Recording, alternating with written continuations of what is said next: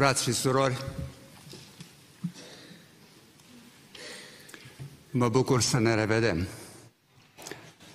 Este minunat să stăm împreună la închinare, să aducem lauda noastră Mântuitorului nostru iubit, cel pe care luna aceasta îl sărbătorim în mod deosebit pentru că s-a întrupat în folosul nostru.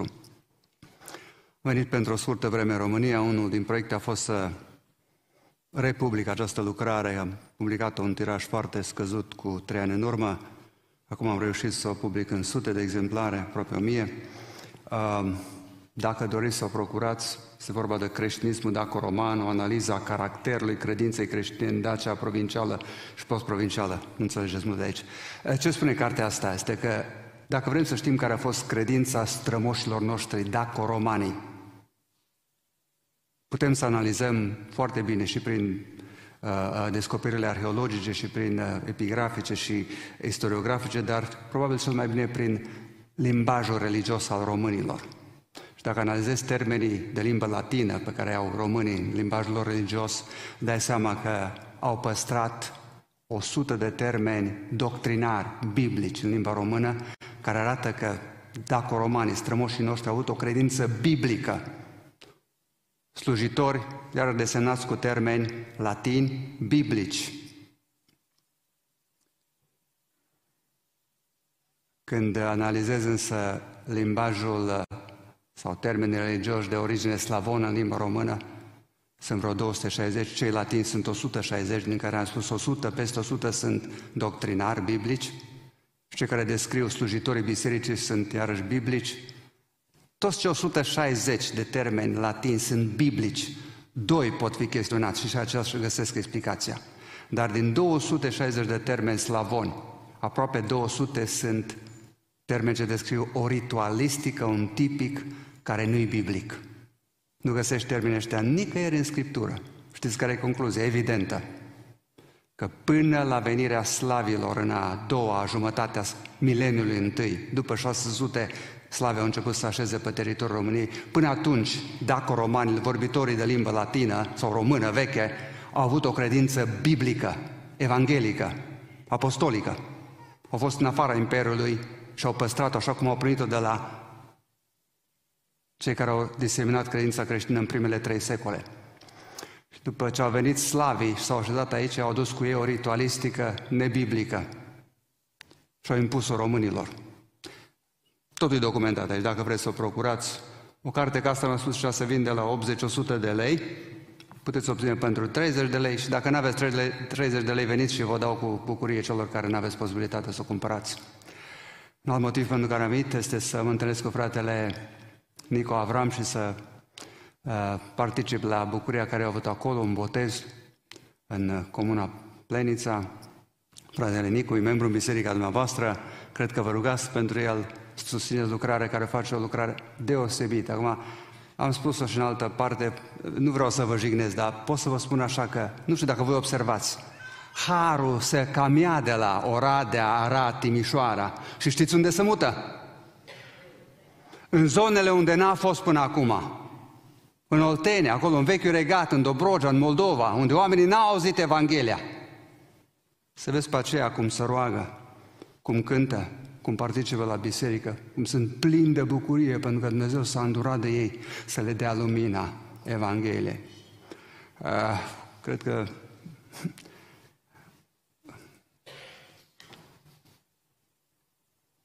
pot să mă adresez și cu privire la criza prin care treceți? Vă spun ceva din Scripturi. Ce sunați cu trâmbița în Sion. De ce? Să audă toată lumea. Vestiți un post. Frați și surori, vestiți și voi un post. Smeriți-vă, meresc și eu inima cu voi în rugăciune, ca Domnul să aibă milă de Biserica Maranata, cum vreau să aibă milă și de Biserica Logos, unde eu sunt păstor.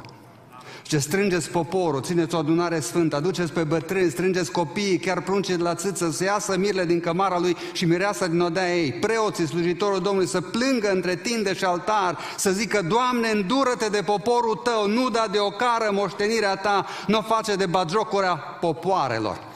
O rugăciune frumoasă?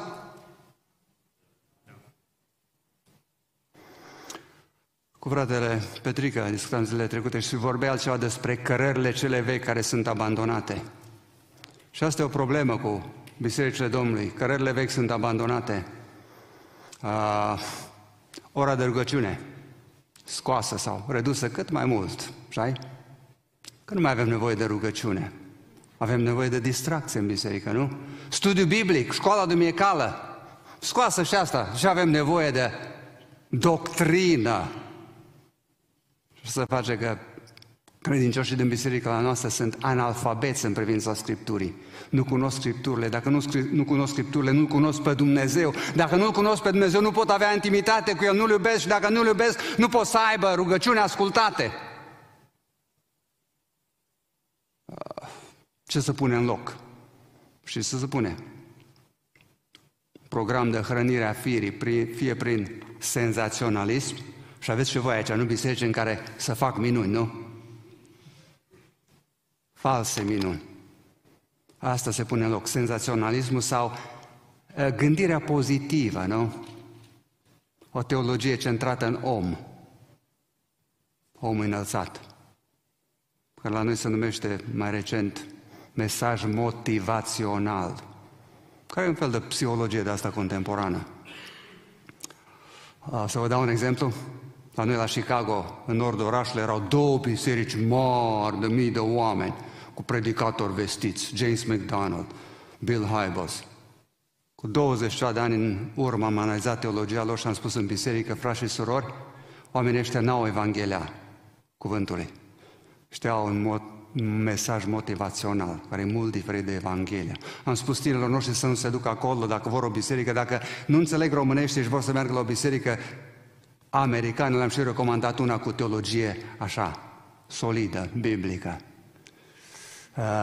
Aveți și voi pe aici ucenici de-a lui James McDonald, nu? N-ați auzit de James McDonald? Omul ăla care avea mii de oameni în audiență, care în fiecare duminică le predica cu atâta harcică cuvântul Dumnezeu, dar nu predica cuvântul lui Dumnezeu. Omul acesta a avut și probleme de caracter deosebite. Cineva a spus că într-o noapte a cheltuit 600.000 la cazinoul din Las Vegas. Băga banii în mâna în banii bisericii fără probleme. Fiica lui a fugit cu un negru. Evanghelia nu dă rezultate în viața lui, în familia lui. De el venea să învețe pe alții cuvântul lui Dumnezeu. Și aveți și voi aici ucenici de-a lui, care exact același lucru îl fac. Scot rugăciunea, învățătura biblică, o oră și jumătate de zdrânga și un mesaj așa motivațional, care nu-i biblic. Aveți grijă. Eu am identificat și am spus în biserica mea, oamenii aceștia nu cunosc pe Dumnezeu, nu sunt oameni lui Dumnezeu. Și amândoi au picat cu brio acum. Și a venit tineri la mine, frate Daniel, dar de unde ai știut? Păi le-am analizat teologia, învățătura care o dau. Ce așa e așa de greu? Frați, surori, reveniți la vechile cărări. La noi, la ora 9 începe biserica. O oră de rugăciune, o oră de studiu biblic, de școală duminicală. Școala asta duminicală a ținut pe credincioșii noștri de sute de ani lângă cuvântul lui Dumnezeu. Și au fost cunoscători ai Scripturilor. Reveniți la vechile cărări. M-aș bucura duminica viitoare să aveți pe copii aici, în mijlocul vostru, să nu mai țineți departe de biserică și de închinare. Copiii au nevoie să se roage și ei în biserică, să învioreze Duhul întregii adunări. La ora 9 la noi, primii care se închină sunt copiii și tinerii. Și după ce tinerii de aici dau de la învon un îndemn pentru ei și se roagă, să vedeți cum se roagă, de-abia după aceea pot pleca la Sunday School, la școala duminicală, și apoi la 10:30 toată lumea revine în sanctuar. Și copiii și tinerii, toată lumea, nu mai este nicio altă activitate undeva. Și toți ne închinăm lui Dumnezeu la ascultarea cuvântului. Copiii voștri n-au nevoie să asculte cuvântul pe care îl predică predicatorii aici de la învon? Unde credeți că crezi mai bine spiritual? Un studiu care s-a făcut în America. De ce tinerii părăsesc bisericile când ajung la universitate? Și factorul cel mai important în abandonul ăsta al bisericii a fost descoperit în practica asta, că îi ținem pe copii departe de sanctuar, de închinare cu biserica. Ținem undeva deoparte să închine ei după dorințele lor. Am avut un frate care a venit în America în urmă cu 40 de ani și avea 8 copii. Și nu mai vine la o biserică de o vreme și zice că frate Daniel, am găsit o biserică unde copiii mei, ziceau, Sunday School, au închinarea lor, serviciul lor de închinare, nu stau cu bătrâni acolo. Și am zis, really? Chiar așa? Și îți închipui că se închină acolo? Și îți închipui că vor deveni oameni duhovnicești? Și când au ajuns tineri și au început să-i facă rușine să meargă în lume, frânt mâinile. Și am spus, ce ți-am spus? Cărările vechi, frați și surori, întoarceți-vă la ele. M-am bucurat să aud că duminica viitoare sau seara asta cântă corul. În bisericile noastre, copiii erau educați în domeniul muzicii, nu doar în domeniul scripturilor, și în domeniul muzicii. Să cânte cântări în cor pe voci. Am fost o biserică, am spus, nu mă insultați cu muzica asta. Asta e copilărească. O frază repetată de 10 ori și o linie melodică de 5 note. Copiii noștri sunt în stare să cânte pe voci, sunt în stare să cânte imnuri care au și învățătură solidă biblică și au și o muzică după toate regulile artei muzicale. În Psalmul 150 lăudați pe Domnul cu tot felul de instrumente. Dar în biserica contemporană nu mai sunt instrumentele. O chitară, o orgă și restul toți nu mai știu muzică, nu? Puneți-se pe copii să cânte în corul, să cânte în orchestră, să laude pe Domnul. Așa îi veți forma din toate punctele de vedere. Am spus unui individ care și-a luat copiii și a dus în altă biserică, unde se formează copiii tăi? Acolo se roagă în biserică? Păi nu se roagă. Dar acolo cântă în cor? Păi nu este cor. Dar acolo cântă în orchestră? Nu este orchestră. Dar acolo sunt trecuți la amvon să dea îndemn din Scriptură altora. Păi nu, acolo unul singur face totul. Cum crezi că se formează copiii, am spus? Dacă nu sunt implicați în slujire. De când a slujit tânărul Samuel? De când au fost micuți. Casa Domnului toți au loc să slujească. Și dacă nu slujesc, sunt doar consumatori. Și nu vor deveni niciodată maturi. Cărările vechi, frați și surori, am pomenit de ele. Nu mai vrem să mai fim pocăiți, așa-i? Am auzit că acum biserică nu e mai problema alcoolul. E ok alcoolul. Și dansul e ok. Și femeile cu toalete de ochiate și cu idolii podoablă. Și toate sunt acum acceptate în Biserica Domnului Iisus Hristos, nu? Și moralitatea face tot mai multe victime. V-ați gândit de ce? Cărările vechi sunt abandonate. Frații mei, vestiți un post. Sunați din trâmbiță în Sion. Chemați pe toată lumea la rugăciune, la smerenie înaintea Domnului. Domnul vă va da biruința. M-aș bucura dacă duminica viitoare la ora 9 v-ați întâlni aici, cărările vechi. Sunt aici frați și surori care încă iubesc ora aceea de rugăciune veche, încă iubesc școala biblică. Fiți aici la ora 9, începeți cu ora de rugăciune, treceți la ora biblică și apoi la serviciu divin. Nu vă temeți să reveniți la ceea ce a fost sănătos, la ceea ce a ținut bisericile noastre de sute de ani sănătoase. Am fost în biserici americane și le-am spus, băi, v-ați abandonat, voi ne-ați învățat pe noi să avem o oră de rugăciune, studiu biblic și apoi serviciu divin. Unde e ora voastră de rugăciune? Unde e studiu biblic? Un păstor a zis fiul său, vine aici, tu ești păstor, acolo eu sunt păstor aici. Amândoi reintroducem lucrurile astea în biserică. Nu-i mare lucru să revenim la vechile cărări. Vreau să citim Cuvântul lui Dumnezeu. Ne ridicăm.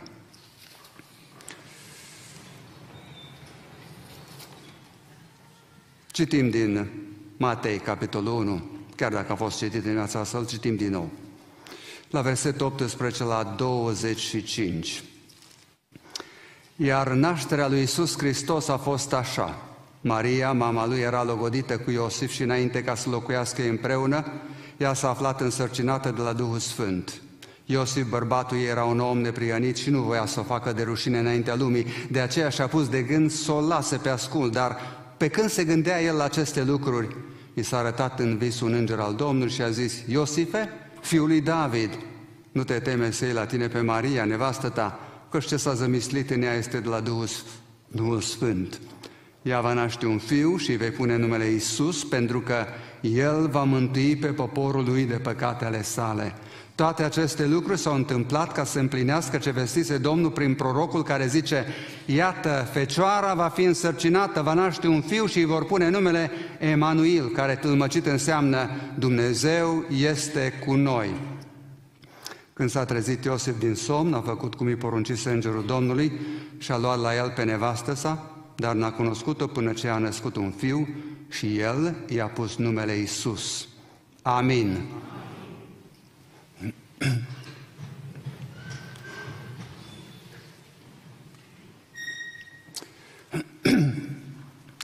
După ce prezintă spița de neam a Domnului Iisus, evanghelistul Matei își începe narațiunea nașterii Mântuitorului cu cuvintele: iar nașterea lui Iisus a fost așa. Biblia relatează în cele mai simple cuvinte cea mai mare minune a istoriei, întruparea lui Dumnezeu, întruparea lui în vederea mântuirii noastre din păcat. Mântuitorul s-a putut naște pentru că anumiți oameni au acceptat să coopereze cu Dumnezeu la împlinirea planului său de a ne trimite un răscumpărător. Și în istoria răscumpărării citim nu doar despre marele nostru Dumnezeu și Mântuitor Iisus Hristos, citim și despre alte persoane care au acceptat să fie parte a planului divin prin care Tatăl Ceresc a adus în lumea noastră pe Cel ce urma să-și dea viața pentru noi. Și Dumnezeu a găsit o tânără curată ca să poarte în pântece pe Mântuitorul nostru, o tânără care a acceptat planul lui Dumnezeu cu cuvintele: iată roaba a Domnului, facă-mi se după cuvintele tale. Dumnezeu a avut nevoie de un tată adoptiv pentru fiul său și l-a găsit în persoana lui Iosif, logodnicul Mariei. Iosif a fost o persoană potrivită pentru slujba la care a fost chemat. Dumnezeu caută bărbați și femei pe care să-i folosească pentru a-și împlini planurile sale glorioase. Dumnezeu are un plan pentru biserica noastră și a voastră și caută oameni cu care să lucreze și prin care să realizeze fapte care se vor înscrie în cronica veșniciilor.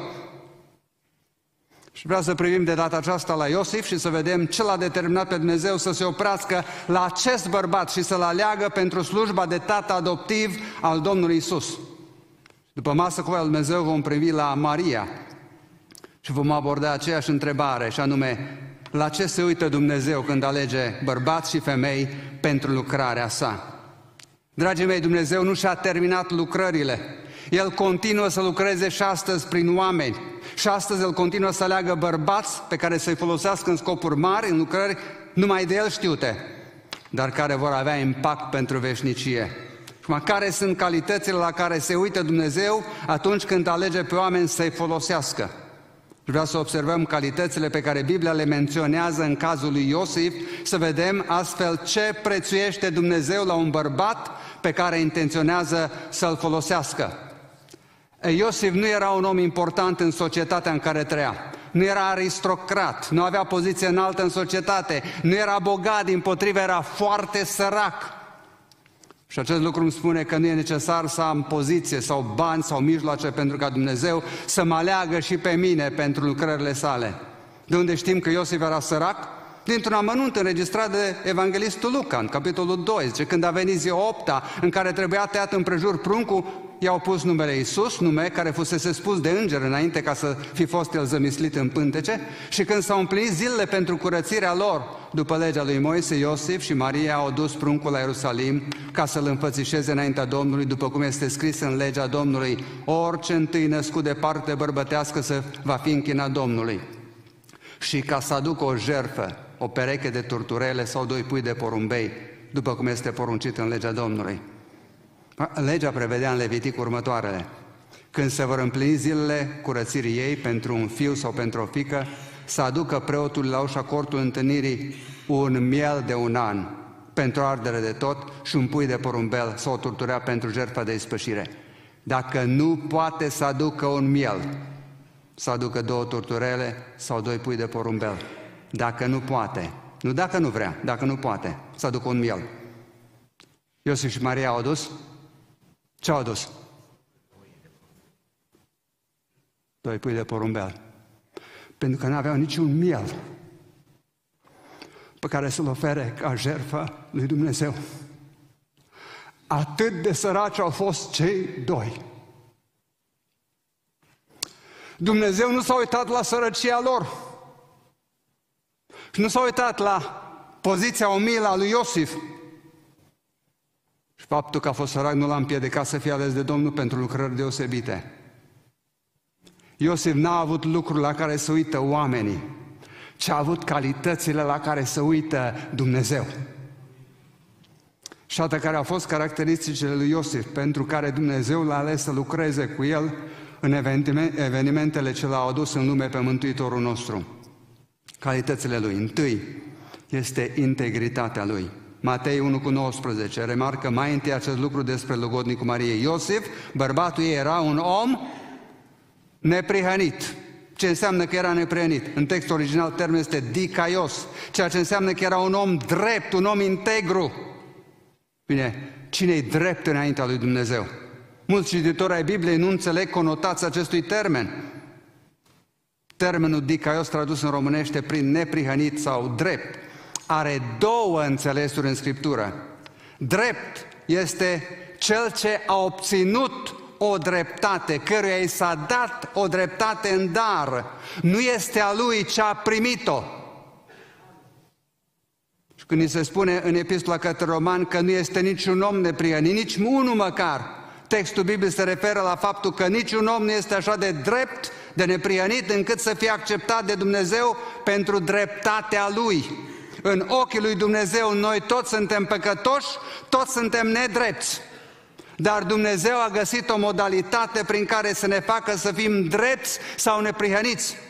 Și Scriptura ne spune că Evanghelia ne descoperă o dreptate pe care o dă Dumnezeu prin credință. Și astfel, din nedrept, Dumnezeu ne face drepți pe toți cei care am crezut în Domnul Iisus Hristos. Drepți, neprihăniți, sunt toți cei care și-au pus încrederea în Domnul Iisus pentru mântuire. Și textul nostru precizează că numele Mântuitorului urma să fie Iisus, pentru că El va mântui pe poporul Său de păcatele sale. Cei ce sunt mântuiți de păcatele lor sunt neprihăniți, sunt drepți înaintea lui Dumnezeu. Împotriva lor nu mai este niciun fel de acuzare. Slavă Domnului! Scriptura arată că neprihănirea o primim în dar când ne punem încrederea în Domnul Iisus. Așa ajungem neprihăniți și drepți. Noi, cei ce prin natură suntem păcătoși și nedrepți. Ajungem drepți, declarați de Dumnezeu drepți, dacă ne punem încrederea în Domnul Iisus Hristos, Cel care ne mântuiește de păcate. Și vreau să te întreb, tu ai această neprihănire? Ai primit-o în dar? Ca să primești această neprihănire sau dreptate, ca să o facă posibilă pentru noi, Dumnezeu l-a pedepsit pe Fiul Său în locul nostru. Dumnezeu și-a arătat dreptatea pedepsind pe Fiul, ca noi să putem fi declarați neprihăniți pe baza credinței în ceea ce Domnul Iisus a făcut la cruce. Numai cei care cred în jertfa pe care Fiul a depus-o la cruce, numai aceia sunt declarați neprihăniți și drepți de către Dumnezeu. Poți să te încrezi în orice altceva, în bunătatea ta, în moralitatea ta, în biserica ta, în ritualurile tale. Dacă nu spui încrederea în Domnul Iisus Hristos, Cel care a fost pedepsit în locul tău, nu ești drept înaintea lui Dumnezeu. Drept neprihănit ajungi când spui Domnul Iisus e Mântuitorul care a murit pentru mine și păcatele mele. Când declari cu gura ta că Dumnezeu l-a pedepsit pe Fiul Său în locul tău, atunci Dumnezeu te declară drept și neprihănit. Poți să o faci chiar în dimineața aceasta, înainte de a pleca aici. Coboară-te în tine și spune, Doamne Iisuse, ai venit în lumea noastră ca să iei pedeapsa pentru păcatele mele. Cred că Tu ești Fiul lui Dumnezeu care a plătit pentru mine și vreau să mă bucur și eu de dreptatea pe care o dai în dar. Dar mai există o dreptate de care vorbește Scriptura ca fiind caracteristică unor oameni. O dreptate care e lucrată în noi. Vedeți, una o obținem prin declarație și alta o obținem prin lucrarea lui Dumnezeu în noi. Vedeți, când Dumnezeu declară neprihăniți pe oamenii păcătoși, pe cei care cred în Domnul Iisus, El face o minune cu aceștia. Care minunea? Este nașterea din nou, prin care noi, cei păcătoși, am început o viață nouă și ca urmare a faptului că am fost născuți din nou, ne place acum să trăim în neprihănire, în dreptate. Astfel, cel declarat neprihănit de către Dumnezeu ajunge că trăiește în neprihănire. Iosif era neprihănit în sensul că se încredea în jertfa lui Mesia pentru păcatele sale, dar era neprihănit și pentru că trăia în integritate. Și acum cei care au ajuns mântuiți trebuie să trăiască în integritate. Dumnezeu se bucură de această integritate în care trăiesc unii credincioși, așa cum era Iov, așa cum este Iosif, logodnicul Mariei și alții. Există o legătură între cuvântul integru și întreg. Cuvântul integru vine la termenul integral, ceea ce înseamnă total în întregime. Un om este integru dacă manifestă corectitudine în toate domeniile vieții sale. Cel neprihănit este un om după voia lui Dumnezeu în toate domeniile, sub toate aspectele. La fel este și în limba engleză, sfânt, holy, are același sens, deoarece vine la termenul whole, care înseamnă totul, în întregime. Omul integru este cel care nu are lacune în viața lui, ci este în totalitate plăcut lui Dumnezeu. Iată oamenii la care se uită Dumnezeu ca să-i aleagă pentru lucrările sale. Tu ești integru. Ești cinstit în toate lucrurile. Cum știm că cineva este neprihănit, adică trăiește în integritate? Ne este greu. Cel neprihănit urăște răul sau păcatul. El nu ia parte la ceea ce este rău sau păcătos. Nu se antrenează în ceea ce este împotriva cuvântului Dumnezeu. Cel neprihănit, cel drept, urăște răul. Psalmul 1 este grăitor în această privință. Ferice de omul care nu se duce la sfatul celor răi, nu se oprește pe calea celor păcătoși și nu se așează pe scaunul celor batjocoritori. Nu ia parte la societatea păcătoșilor, la faptele lor. Un alt psalm, 101:3, zice așa: David zice, urăsc purtarea păcătoșilor. Și mai adaugă ceva: purtarea păcătoșilor nu se va lipi de mine. Cel neprihănit urăște păcatul. Nu găsește plăcere în a participa la lucrurile nelegiuite. Cel neprihănit sau integru nu va admite în viața lui lucruri incorecte. Dimpotrivă, se comportă cu corectitudine. El este drept. Drept în felul în care tratează pe alții, drept în felul în care lucrează cu alții și pentru alții, drept în felul în care plătește pe cel care lucrează pentru el, drept în felul în care își plătește impozitele la guvern, drept în toate relațiile și acțiunile sale. Iată ce apreciază Dumnezeu. Ești integru? Ești cinstit? Ești drept? Cel neprihănit sau integru este apoi un om de cuvânt, un om pe care te poți bizui. Psalmul 15 arată câteva caracteristici ale omului integru. Și așa: Doamne, cine va locui în cortul Tău? Cine va locui pe muntele Tău cel sfânt? Răspunsul: cel ce umblă în integritate, cel ce face voia lui Dumnezeu, cel ce spune adevărul din inimă, nu-i duplicitar. Știți cât de corect a fost James MacDonald? Tot timpul era așa ca un pește care să nu-l prins. Încerca să te ducă cu vorba, ca să nu recunoască că era mincinos. Frații mei, asta nu e lucru mic. Când un om care trece la învon nu spune adevărul. Sau unul dintre cei care fac parte din adunarea lui Dumnezeu. Ucenicul lui de aici din Arad a venit în America și Biserica Logos a plătit $6.000 pentru primul an de studii. $6.000. L-am așteptat la avion, am pus în casa mea, l-am dus la Institutul Moody. Peste 2 ani a dat o declarație scrisă, publicată. Când am venit în America, n-am cunoscut pe nimeni, n-am știut cine se va ocupa de plata anilor mei, nu m-a asistat nimeni cu nimic și Moody s-a îngrijit de toate problemele mele. Spus adevărul? Un om integru spune adevărul din inimă, nu-i duplicitar. Acela nu clevetește, nu face rău, nu aruncă o cară asupra aproapelui său, Privește cu dispreț pe cel vrednic de disprețuit, dar cinstește pe cei ce se tem de Domnul. Nu-și ia vorba înapoi. Dacă face un jurământ în paguba lui. Iată un om de cuvânt, ăsta e integru. Nu-și dă banii cu dobândă, nu i-a mită împotriva celor. Și în domeniul financiar e corect și cinstit. Nu se lipesc de mâna lui bani care nu-i să cuvin. Ucenicul lui James McDonald a fost în casa mea. Și a spus, uite aici. Am spus în biserica aia unde vrei să te duci, că ești unul care ai luat bani de la oameni care au dorit bisericii, Maranata, și nu ai trecut prin caseria bisericii. Și nu ai dat socoteală nimănui de ei. A spus, alții au făcut lucrul ăsta. Nu, pe mine nu duci lucrul ăsta. Tu ai făcut și tu lucrul ăsta. Ai avut o ștampilă cu care ai dat dovadă de donație și ai luat banii aceia fără să-i treci prin trezoreria bisericii. Și presat în cel de unul a spus, da. Și am spus, cum poți să te urci la amvon? Minți? Ești integru în finanțe? Și să predici Evanghelia. Frații mei, i-am spus lui, odată am mințit la...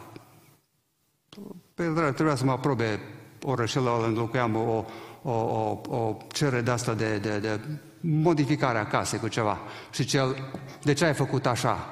Și am zis o minciună, zic, n-am știut că regula. Se uita la mine și zice, da, lasă. M-am dus acasă și n-am putut să dorm toată noaptea aia.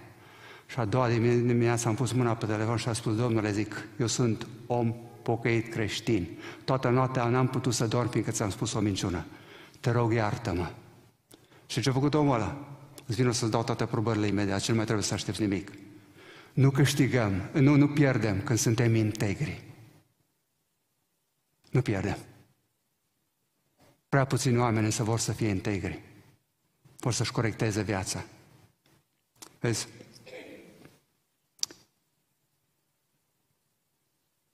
Cel integru, om de cuvânt, om de caracter, spune adevărul din inimă.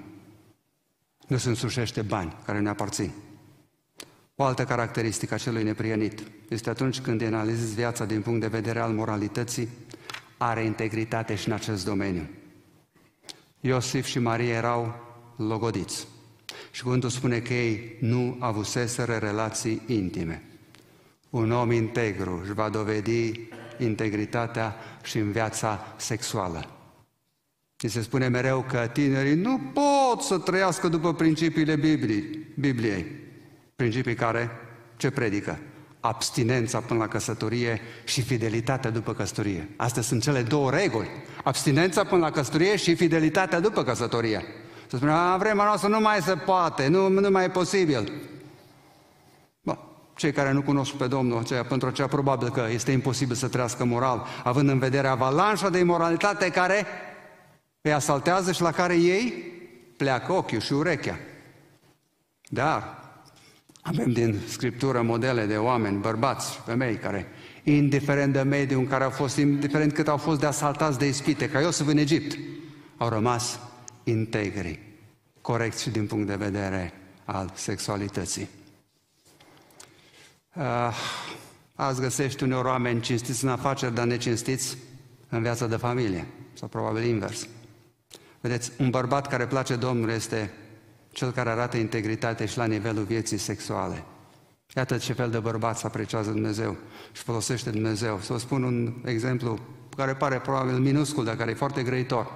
Eram cu un predicator american într-un restaurant și mă uit la restaurant acolo și imaginea asta de televizor, nu? Și la un moment dat zice el, frate, zice, hai să ne mutăm în așa, ca să nici măcar privile să ne mai cadă pe asta. Zice, sunt acolo imagini care mă deranjează, zice, dacă te uiți la ele, nu poți să predici cuvântul Dumnezeu cu putere. Și am dat dreptate. Vreau să vă spun că există credincioși în Biserica Domnului care nu intră pe canale de pornografie, dar care stau în fața televizorului și sat ochii de filme indecente, cu scene imorale, cu sugestii de imoralitate și nu au nicio problemă. Un om integru. Ce? Psalmul 101, ce? Nu voi pune nimic necurat sau nepotrivit în fața ochilor mei.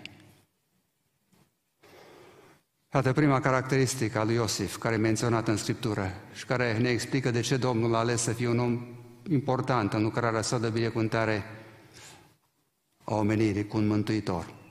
Integritatea. Iosif era un om neprihănit, drept. Întreb din nou, noi suntem integri? Tu, fratele meu, trăiești în integritate? Trăiești drept în toate domeniile vieții tale? Poate că ar trebui să întreb. Sau ai început să trăiești în integritate?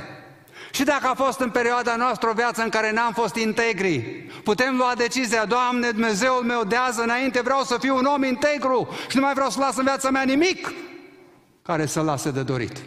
Dacă faci așa, Dumnezeu te va folosi și pe tine în lucrarea Lui. Te va alege și pe tine pentru lucrări deosebite.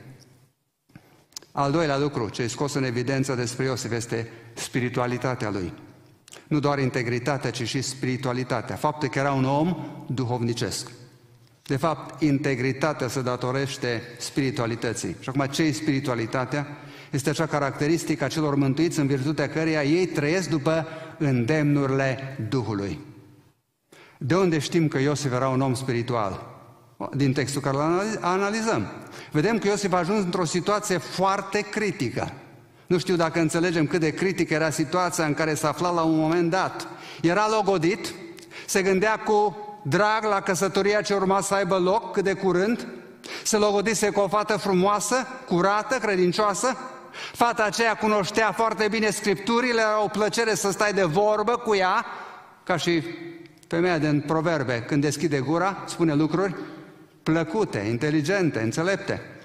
Iosif muncea din greu să strângă bani pentru a-și construi o casă. Obiceiul rutinelor evrei era că atunci când erau logodiți, să înceapă construcția unui apartament lângă casa părintească și atunci când apartamentul era gata, să aducă acasă pe logodnica lui, să înceapă celebrarea anunții. Iosif însă n-a ajuns să-și termine casa. N-a ajuns să vadă ziua anunț așa cum și-a închipuit-o. Într-o zi a aflat cu cea mai mare oroare că logodnica lui era însărcinată. Cine își poate închipui tragedia?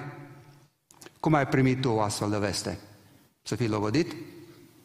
Să înțelegi că privința celei pe care o iubești, ai motivele cele mai serioase să o bănuiești de infidelitate. Toate visele lui Iosif s-au prăbușit și în viața lui a început o mare agonie. Cum să acționeze? Și câteva observații în punctul acesta. Oamenii de caracter nu sunt lipsiți de probleme. Necazul vine peste noi chiar dacă suntem oameni integri. Uneori, cele mai intense probleme apar tocmai pentru că avem dorința de a trăi în integritate înaintea lui Dumnezeu. Iov a avut probleme mari în existență pentru că era integru. La fel și Iosif. Situații critice apar în viața celor neprihăniți, tocmai pentru că urmează să fie angajați în lucrări mari ale lui Dumnezeu. Cele relatate aici ne arată cât de greșiți putem fi dacă ne bizuim doar pe ceea ce apare la suprafață sau ne bizuim pe un raționament așa pur firesc, aparent. Iosif avea dovada palpabilă că Maria i-a fost necredincioasă și nu era așa. De multe ori realitatea nu e așa cum o percepem noi. Avem nevoie de iluminare pentru a înțelege anumite lucruri și aceasta o face Duhul lui Dumnezeu. Pentru cei care trăiesc în integritate. Și acum, ceea ce pare demn de condamnat poate fi în cel mai înalt grad demn de apreciere și stimă. Ne-am gândit la lucrul ăsta? Altă observație. Dumnezeu nu ne împiedică să ajungem în astfel de situații agonizante. Ce simplu era dacă Dumnezeu îl contacta pe Iosif înainte de a lucra cu Maria și explica lui mai întâi ce urma să aibă loc. Totuși Dumnezeu n-a procedat așa, ci l-a lăsat pe Iosif să experimenteze agonia, deoarece cel ce urma să fie tatăl adoptiv al Domnului Iisus trebuia încercat și curățit ca aurul prin foc. Noi am vrea ca Dumnezeu să ne arate sfârșitul de la început, să ne spună dinainte cum are să lucreze și cum are să soluționeze problemele, astfel noi să nu avem niciun fel de nedumerire. Ei bine, Dumnezeu nu procedează așa. El ne-a spus doar atât, să ne încredem în El. Și ne-a asigurat că în final toate vor lucra spre binele nostru. Chiar dacă acum avem întrebări agonizante, chinuitoare și avem nedumeriri dureroase. Dacă Dumnezeu ne-ar da explicații de la început, neprihănirea noastră n-ar fi autentică, ci ar fi una interesată, una condiționată. Neprihănirea lui Iosif a fost încercată, la fel ca și neprihănirea lui Iov. Pe Iov Dumnezeu l-a lăsat să sufere fără să-i spună de ce suferă. Dumnezeu procedează la fel cu orice credincios pe care intenționează să-l folosească pentru lucrările sale deosebite. Și după ce află vestea că logodnica lui era însărcinată, urma ca Iosif să acționeze. Era om drept și trebuia să acționeze în conformitate cu dreptatea. O iubea pe Maria și de aceea voia să găsească o soluție care să unească dreptatea cu iubirea. Așa procedează cei neprihăniți. Iosif avea două posibilități. Să o expună public pe Maria și el să fie justificat în fața societății. Era o posibilitate. El să iasă bine și ea să fie condamnată. A doua era să-i dea o carte de despărțire și în acest caz fiecare înțelegea ce voia. Maria nu mai putea fi acuzată public, acțiunea de a da carte de despărțire putea însemna că acolo era fie motiv real de divorț sau putea fi un pretext pentru despărțire. Vedeți, așa a aranjat Dumnezeu lucrurile în legea lui Moise, ca bărbații să poată manifesta mărinimie în cazul nevestelor lor. Și textul spune că pentru că nu voia să facă scandal din această situație, pentru că nu voia să o facă de rușine, Iosif alege calea tăcută și echivocă a cărții de despărțire. Astfel, integritatea lui Iosif a fost verificată și dragostea lui, considerația lui pentru persoana pe care el o vedea ca păcătoasă a fost și ea verificată și dovedită. Și acum, dragii mei, oamenii duhovnicești nu se delectează în a expune pe cei greșiți. Când faptele sunt publice, nu mai e nimic de asta. Dimpotrivă, oamenii duhovnicești încearcă să se ajute într-un mod care să dovedească înțelegere. Mi se pare Augustin a spus că nimic nu revelează mai bine pe omul spiritual decât modul în care procedează față de fratele lui greșit. În Biserica lui Hristos este nevoie de oameni duhovnicești care să poată ajuta pe cei care au nevoie de asistență, pe cei care vor să fie ajutați. Dacă cineva a căzut în o greșeală, ce spune Scriptura? Voi care sunteți duhovnicești, ridicați. Să procedați cu Duhul blândeții, conștient fiind că și oamenii duhovnicești pot să fie ispitiți. Dacă cineva vrea să fie ajutat, am toată stima pentru cineva care a căzut și vrea să fie ajutat. În biserica noastră am spus, nu am dat afară pe niciun om care și-a recunoscut greșeala și a spus, vreau să mă îndrept. Dar am dat afară pe oricine care n-a vrut să se îndrepte. Nici nu discutăm cu oamenii care nu vor să asculte sfatul prezbiterilor. Îi asistăm pe toți cei care vor să fie ajutați. Și acum, iarăși câteva observații. Cum se cunosc oamenii duhovnicești? Iosif, spune textul, nu voia să o facă de rușine, ci voia să o lase pe ascuns. Nu voia un lucru, ci voia altul. Sunt două verbe care transmit ideea de a voi în acest verset. Și acum iată construcțiile în care apar cele două verbe. Voia să o facă de rușine este expresia care are înainte negația nu. Și a doua expresie, voia să o lasă pe ascuns.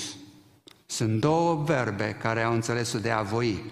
Dar pe când primul verb are înțelesul de a voi ca expresia unei inclinații naturale, ca rezultat a primei reacții, al doilea verb are înțelesul de a voi ca urmare a deliberării. Ce înțelegem de aici? Iosif nu a dat curs primului impuls pe care l-a avut, acela de a o face de rușine, ci a stat și a cugetat și ca urmare a decis să o lase pe ascuns, să nu o facă de rușine. Un om duhovnicesc nu acționează pe baza primului impuls care ne spune să expunem, să condamnăm. să facem caz de păcatul cuiva. Nu. Un om duhovnicesc stă mai întâi și se gândește și apoi găsește soluția care protejează pe cel păcătos. Deși ia poziție față de păcat. Acum, Iosif n-a acționat pe baza impulsurilor firești, ci pe baza imboldurilor Duhului Sfânt. De aceea era un om duhovnicesc. Vreau să înțelegeți că n-am vorbit de nimeni în public fără să-l confrunt mai întâi personal. Și am spus, ăsta e păcatul, recunoști, te pocăiești și dacă nu vrea, am dreptul să spun și public. Pentru ca să-l ajut, măcar când e supus oprobiului public meu, s-ar putea să se pocăiască omul. Avem datoria asta, să ajutăm pe cei care au căzut în păcat să se pocăiască. Oamenii impulsivi nu pot face lucrarea lui Dumnezeu. Ei acționează în fire. Problema nu este că în noi apar impulsurile firești. În fiecare apar impulsurile firești, dragii mei. Impulsuri carnale. Problema este că acționăm imediat pe baza lor, în loc să așteptăm și să dăm atenție vocii Spiritului lui Dumnezeu. Simpla apariție a imboldurilor firii nu ne face firești, ci doar acțiunea ce rezultă pe baza impulsului firii. Biblia spune clar în 1 Corinteni 15, 46 că întâi vine nu ce este duhovnicesc, ci ce este firesc. Ce este duhovnicesc vine pe urmă. Și la Iosif a venit întâi impulsul firii. Oamenii impulsivi sunt cei care se lasă stăpâniți de primul imbold care este firesc. Oamenii duhovnicești manifestă blândețea Duhului care aduce sub control impulsurile firii. Și după ce deliberează bine, aceștia iau decizii în conformitate cu dorința Duhului lui Dumnezeu. Iosif a fost un om duhovnicesc. De aceea Dumnezeu l-a ales pentru a-și împlini planul său, folosindu-se de el ca tată adoptiv al Domnului Iisus. Și acum, bărbații pe care Dumnezeu vrea să-i folosească nu se lasă mânați de primul impuls, de mânie, de iritare, de nemulțumire, ci se lasă controlați de Duhul lui Dumnezeu, care oferă soluții duhovnicești pentru fiecare situație critică. Acum să ne întrebăm, noi bărbații, ce ne stăpânește? Ce se vede în viața noastră? Fratele meu, ce te mână în acțiunile pe care le întreprinzi sau în deciziile pe care le iei? Sau în relațiile pe care le ai? Este firea sau este Duhul lui Dumnezeu? Poate spune nevasta ta despre tine că ești un om duhovnicesc, care nu te lași stăpânit de fire, ci lași ca Duhul lui Dumnezeu să modeleze caracterul tău și să determine deciziile? Nu-i târziu să spui, chiar astăzi, Doamne Iisuse, sunt om mânios, iritabil, am atâta fire în viață, dar astăzi te las pe tine, prin Duhul Sfânt, să-mi controlez viața. Nu mai vreau să acționez firește, nu mai vreau să acționez sub imboldurile firii, vreau ca Duhul Tău cel Sfânt să-mi dea imboldul potrivit și vreau să ascult de imboldurile Duhul Sfânt. Roman 8 zice că firea poftește împotriva cui? A Duhului lui Dumnezeu. Și Duhul poftește împotriva firii. Fiecare credincios are posibilitatea să asculte fie de îndemnurile sau imboldurile firii, fie de îndemnurile Duhului Sfânt. A treia caracteristică a lui Iosif, care explică faptul că Dumnezeu l-a ales pentru acea lucrare mare de a fi tatăl adoptiv al Domnului Iisus. Caracteristica asta e receptivitatea. Am văzut integritatea lui, am văzut spiritualitatea lui, să vedem acum receptivitatea lui Iosif. Dumnezeu îi trimite un înger. Și pentru explicația necesară, să înțelegem că Dumnezeu nu ne lasă în necunoștință și nu permite să acționăm greșit atunci când suntem oameni integri și ne temem de El. Îngerul explică lui Iosif ce s-a întâmplat, apoi arată că ceea ce a survenit este în acord cu Scriptura. Pe când se gândea el la aceste lucruri, spune Evanghelistul Matei, i s-a arătat în vis un înger al Domnului și a zis: Iosife, fiul lui David, nu te teme să iei la tine pe Maria, nevastă ta, că și s-a zămislit în ea este de la Duhul Sfânt. Ea va naște un fiu, îi vei pune numele Iisus, pentru că el va mântui pe poporul lui de păcatele sale. Toate aceste lucruri s-au întâmplat ca să împlinească ce vestise Domnul prin prorocul care zice: iată, fecioara va fi însărcinată, va naște un fiu și îi vor pune numele Emanuel, care tâlmăcit înseamnă Dumnezeu este cu noi. Și acum, concluzia e că tot ceea ce este în acord cu Scriptura trebuie acceptat. Bărbații integri și duhovnicești acceptă ceea ce spune Scriptura. Ei sunt receptivi la cuvântul lui Dumnezeu. Iosif a acceptat mesajul îngerului și a primit lumina oferită, revelația înviată de Dumnezeu. Așa a arătat respect pentru Scriptură. El a receptat cuvântul lui Dumnezeu. Mai observăm că îngerul numește pe Iosif fiul lui David, ca să aducă aminte că Dumnezeu are un plan cu casa lui David și dorește să ofere pe promisul Mesia, adevăratul fiu al lui David. Și astfel, prin acest apelativ, îngerul apelează la credința lui Iosif, credință în ceea ce Dumnezeu a promis și trezește în el curaj, dorința de a acționa, ca astfel planul lui Dumnezeu să ia contur. Vedeți? Cei care sunt receptivi la cuvântul Domnului ajung de au credință și acționează pe baza credinței. Iosif înțelege profețiile Scripturii, înțelege misiunea pe care el o are în îndeplinirea acestor profeții. Misiunea lui era să-l crească pe Mesia, cel trimis de Dumnezeu pe pământul nostru, afectat de spini și pălămidă. Cel venit să rezolve problema dificilă a păcatelor noastre. Iosif vede acum că realitatea pe care el o percepea ca o suferință insuportabilă era de fapt o binecuvântare inestimabilă. Înțelegem? Ceea ce el percepea ca o realitate insuportabilă era o binecuvântare inexprimabilă. Vreau să te întreb, tu ai ajuns să vezi așa suferința din viața ta? Iosif trecea prin încercare și suferea pentru ca Mesia să-și poată îndeplini misiunea lui atât de importantă pentru fiecare din noi. Știți de ce suferim unii credincioși și integri? Ca Domnul Iisus să poată să-și facă lucrarea. De aceea suntem chemați să trecem prin situații agonizante, inexplicabile, pentru care am putea fi judecați greșit. Dar atunci Dumnezeu poate să lucreze prin Fiul Său, planul Său veșnic. Și de ce ajunge Iosif să înțeleagă planul lui Dumnezeu? De ce acceptă situația aceea cu bucurie? Cum de poate să rezolve situația care s-a părut fără soluție? Explicația asta în faptul că era receptiv la cuvântul lui Dumnezeu. Ce calități vrea Dumnezeu în bărbații pe care vrea să-i folosească? Integritate, apoi spiritualitate, fie conduși de Duhul, apoi receptivitate. Și cât de receptivi suntem noi la cuvântul lui Dumnezeu? Receptivitatea presupune prezență la locul în care Dumnezeu vorbește. Receptivitatea presupune atenție la ceea ce Dumnezeu ne comunică. Receptivitatea presupune acceptarea mesajului divin.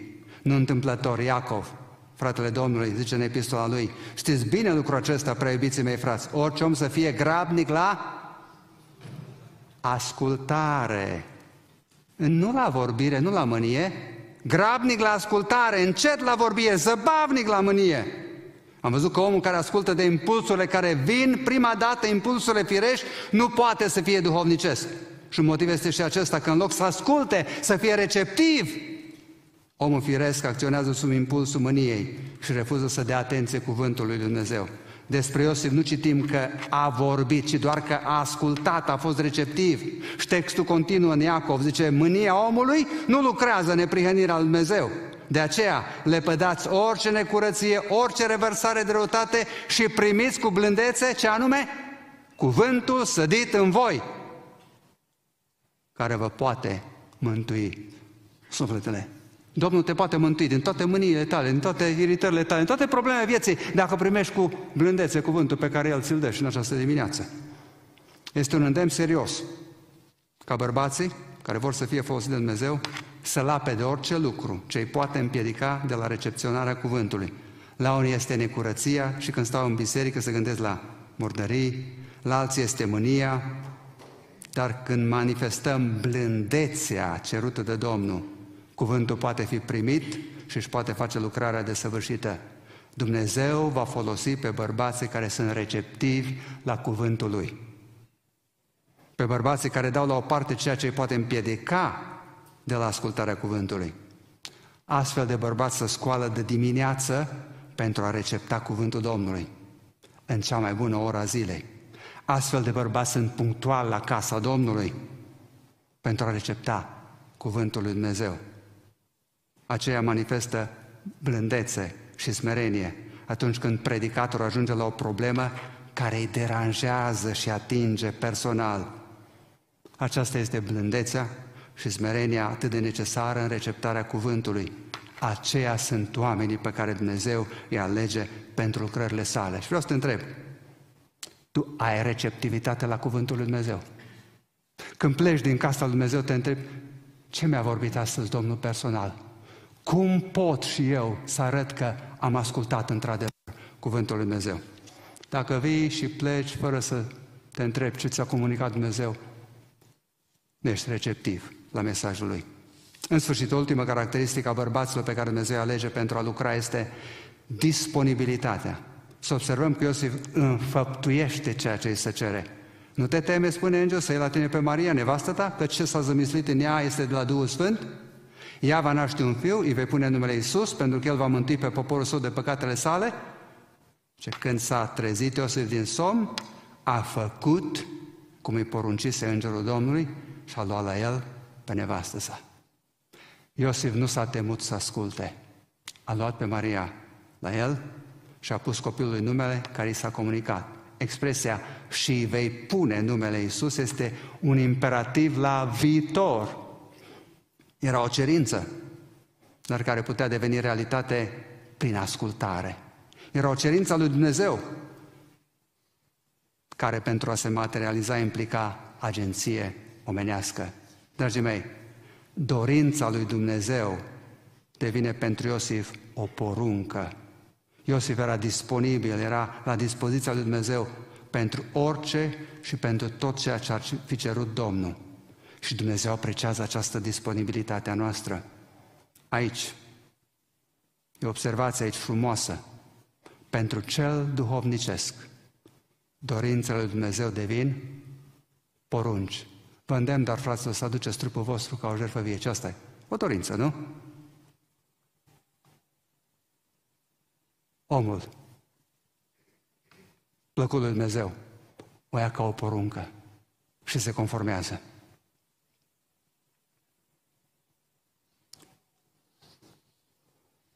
Receptivitatea noastră trebuie completată cu disponibilitatea noastră. Să știți că Dumnezeu nu are nevoie și nu vrea oameni talentați în lucrarea Lui, ci El vrea oameni care se pun la dispoziția Lui. Talentul îl dă El, capacitatea o dă El.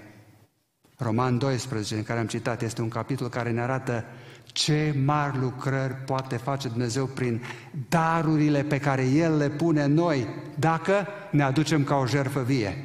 Dacă nu ne potrivim chipului veacului, dacă ne lăsăm transformați și ne zmerim, având despre noi nu o părere mai înaltă decât se cuvine, ci una potrivită, cumpănită, cumpătată. Atunci putem cunoaște voia lui Dumnezeu și atunci ne cunoaștem darul spiritual și atunci putem să le exersăm cu eficiență prin credință.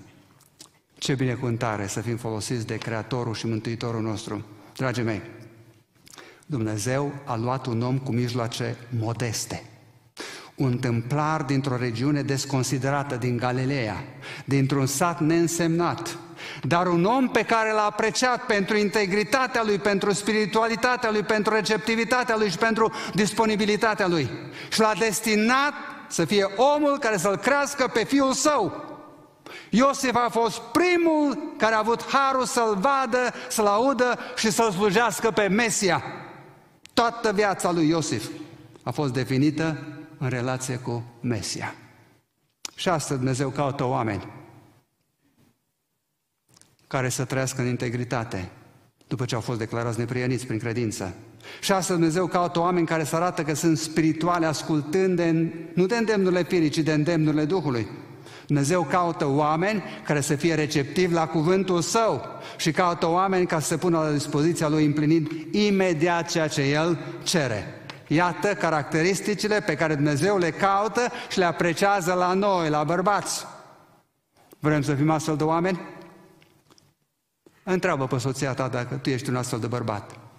Și dacă nu ești, începe de azi să fii așa cum așteaptă Dumnezeu. Atunci, Domnul te va alege și te va folosi și pe tine în lucrarea Lui. Lucrare care va rămâne pentru veșnicie. Nu uita, un bărbat plăcut Domnului este integru, trăiește în neprihănire, este spiritual, nu acționează pe baza impulsurilor firești, ascultă de șoapta Duhului. Un bărbat plăcut Domnului este receptiv la cuvântul Său și disponibil să facă imediat voia Domnului. Fie ca Dumnezeu să poată privi cu bucurie spre fiecare bărbat care suntem prezenți aici. Și fie ca Dumnezeu să găsească în noi calitățile pe care El îl dorește și apoi să se folosească de fiecare din noi pentru gloria Lui veșnică. Amin. Ne apropiem de încheiere. Mulțumim fratelui păstor Daniel Chiu pentru mesajul pe care l-a avut pentru noi. Domnul să ne facă pe cei care suntem aici bărbați integri. Amin, spiritual, receptivi și disponibili pentru chemarea lui Dumnezeu. Doamne ajută, Doamne dă izbândă.